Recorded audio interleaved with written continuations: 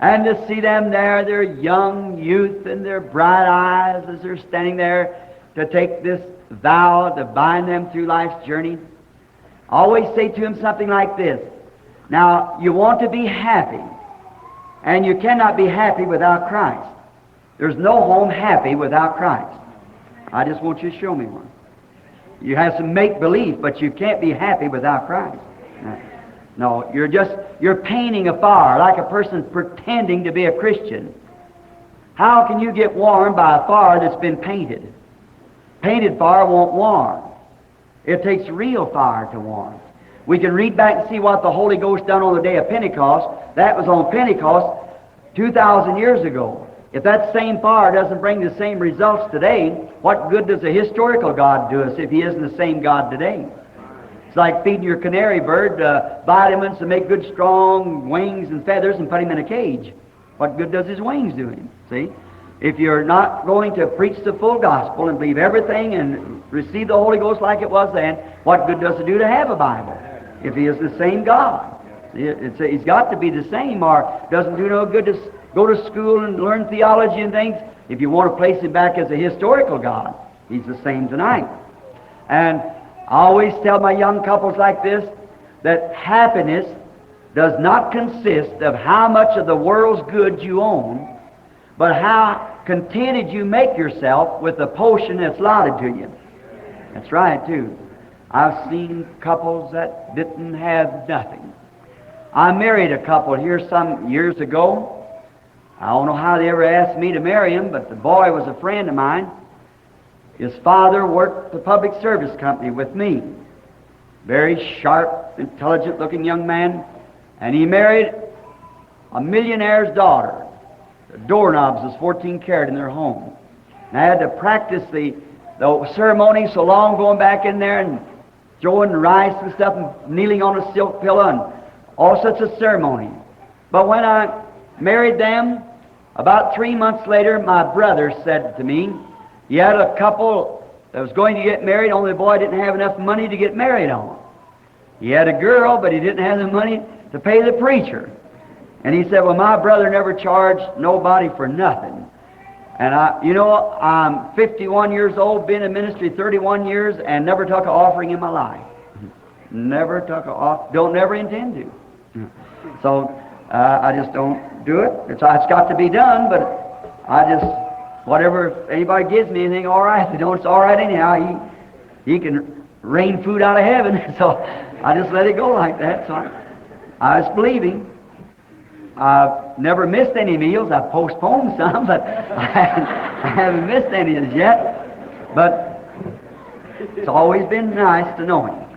So when this young couple come down, I looked at that boy standing there during a time of that depression. He old washed out pair of trousers and an old shirt, one collar, piece of collar button higher than the other. Haircut, needed it bad. That little girl that hitchhiked from Indianapolis down, her little feet was on the ground. I felt like buying that child a pair of shoes. Very pretty little girl. And when I said, where you go to take her, son? He had an old boxcar down on the river where there used to be an old Dowell Iron Works, where they used to do the puddling there. Why, he's going to go down there and live in this boxcar. And I said, what are you going to do if this job runs out? If you haven't got nothing, you don't even have nothing to eat. He said, I'll love him just the same. That's right, that's it. Well, one day I went down, going to visit my friends that lived on Silver Hills, and Herman, I knew him real well. Herman Holtz, a very good friend of mine. He married Evie Knight's daughter. And they had a nice home. He didn't have to work no more. Just had it made because they had plenty of money, run the big sand companies and things on the river and so forth. And I went up there to see them just at the right time, I suppose. One was sitting in one corner and the other in the other, fussing. And they'd been out to a dance the night before, some party, and there'd been some man that danced with her and made her angry or him angry, and so there it was. They was fussing. And when I come up on the porch, you know what they done? Run, grab one another's hands and come up the door and said, hello, Brother Branham. Now that's painted fire. That don't last. That's no good. I said, "Well, I'm glad to see you all." I said, "Are you happy?" "Oh, yes, dear, aren't we?" I knew right then and done. You heard them when I come around the house. See? I knew they were fussing. Well, they went on, and you could see it wasn't right. The spirit didn't feel right. One day I thought I'd find out what become of this couple I'd married and lived in a boxcar. So I was working for the public service company. I was a lineman there for 17 years. I went out on the river and kind of played the part of a hypocrite, put my spurs on and safety, and went walking down along the river like I was watching poles. I slipped up and I seen his old Chevrolet out there with the headlights wired on with baling wire. Now I went up towards the door. I heard them talking. And he'd got him a job off the PWA or what it was. They worked on there, and he's working at some lumber company up there, making about $8 or $10 a week. That was pretty good money. And so they'd taken that old box car and had put newspapers up and tacky buttons. Who knows what a tacky button is? What part of Kentucky you from, son? Take cardboard and put a tack in it, just push it in the wall, see? And paper and newspapers. He'd brought down some old boxes. They'd had a table made out of it. But, brother, if I ever found a heaven on earth, it was. She was sitting on his lap. He had his old hat out, mashed the top of it in, and poured his paycheck out. And they had so much laying here for food and so much for the insurance and so much for here. He said, "Honey, I want to get you that dress so bad." I believe it's about $1.25 or something like that. She said, "But, honey, I appreciate that." One arm around him like that. And he looked up at her, and I stand there like a hypocrite, watch her.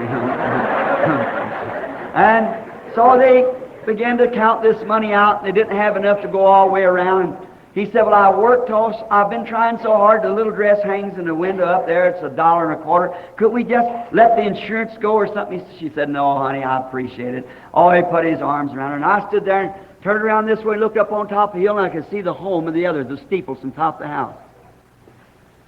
I thought, which is the rich man? Which one would you want to take, Billy, if you were going to take your choice?